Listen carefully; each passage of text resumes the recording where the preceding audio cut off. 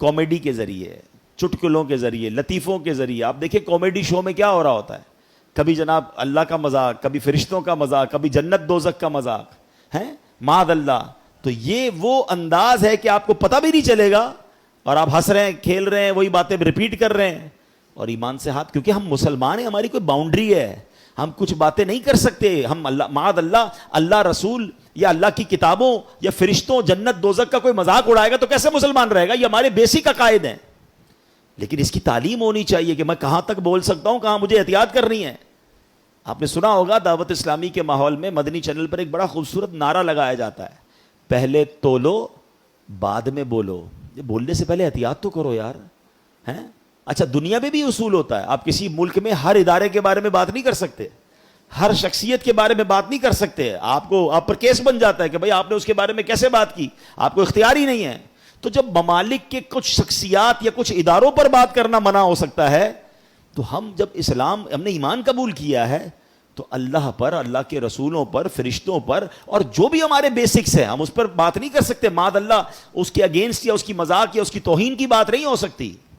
شیطان نے ایک اور کیا وار کیا مسلمانوں پر, گانے, فلمی گانوں میں کفریہ باتیں ڈال دی ہیں. کبھی کہہ رہا ہے سجدہ کرنا ہے, پوجا کرنی, پتہ نہیں کیا کیا فلمی گانے ایسے آ گئے. بتاتے ہیں لوگ کہ اس کے اندر, اور بچے گا رہے ہیں, نوجوان لڑکے لڑکیاں مزے لے لے کے گا رہے ہیں, سن رہے ہیں ان گانوں کو. معاذ اللہ, یہی تو شیطان کی ٹریپ ہے. کسی طرح مسلمان ایسی بات کہے کہ وہ ایمان سے خارج ہو جائے. اچھا یہ تو چلے کہنا ہے نا, اب تو باقاعدہ سوشل میڈیا پر اور پھر جناب میڈیا پر آ کر کچھ لوگ اسلام کی انٹرپریٹیشن ہی ایسی کر رہے ہیں, قرآن و حدیث ہی ایسے بیان کر رہے ہیں کہ لوگ جناب ان کی باتیں سن سن کر پریشان بھی ہو رہے ہیں, فالو بھی کر رہے ہیں.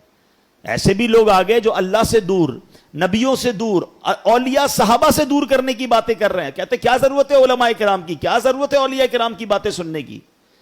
اے پاک و ہند والوں, مجھے ایک بات بتاؤ, ہم تک ایمان پہنچا کیسے ہے؟ یہ احسان ہے صحابہ کرام کا, پھر اولیاء کرام کا جو یہاں آئے اور جنہوں نے ہم سب کو مسلمان کیا, اور جناب آج کروڑوں مسلمان ہیں, اور وہ کہتے ہیں ان کی بات ہی نہ سنو, ان سے فائدہ ہی کوئی نہیں ہوتا, اور لوگ سن رہے ہیں ان کو. طریقہ کیا ہے؟ طریقہ واردات سمجھو. پہلے کسی طرح امت کو علماء کرام سے بدزن کر کے دور کر دیا جائے کہ یہ مسجدوں میں جا کر کوئی بیان نہ سنے, کسی عالم دین کی بات نہ سنے, پہلے اس سے دور ہو جائیں. پھر یہ اولیاء کرام کا احسان ماننا چھوڑ دیں, پھر یہ صحابہ کرام سے دور ہو جائیں, آہستہ آہستہ اسلام سے ہی دور ہو جائیں. آہستہ آہستہ کاٹا جاتا ہے نا رسی کو.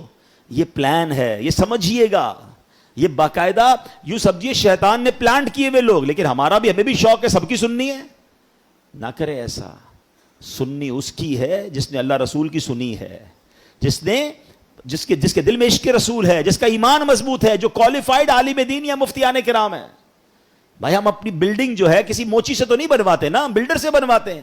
ہم اپنا علاج کسی کسائی سے نہیں, ڈاکٹر سے کرواتے ہیں, جس کا جو کام کا ایکسپرٹ اس سے کرواتے ہیں. تو دین سیکھنا ہے تو جو دین سکھانے میں ایکسپرٹ ہیں, جنہوں نے یہ علم حاصل کیا ہے, ان سے سیکھیں اور اپنے ایمان کی فکر کیجئے.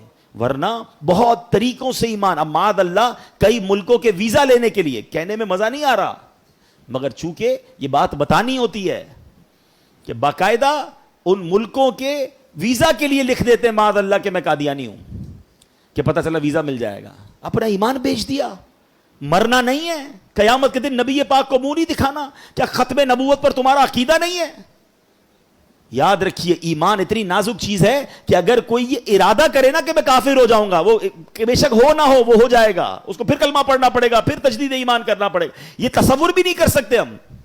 دعا کرو کہ اللہ کبھی ایک سیکنڈ کے کروڑویں حصے کے لیے بھی ہمارا ایمان ہم سے جدا نہ ہو, اور ہم ایمان سلامت لے کر اپنی قبر میں جائیں. کیونکہ یاد رکھیے گا ایمان پاسپورٹ کی حیثیت رکھتا ہے. اگر آپ کے پاس ایمان ہی نہیں نا تو ساری نمازیں, روزے, حج, عمرے, سخاوتیں, زکوٰۃ سب زیرو ہو جائے گا.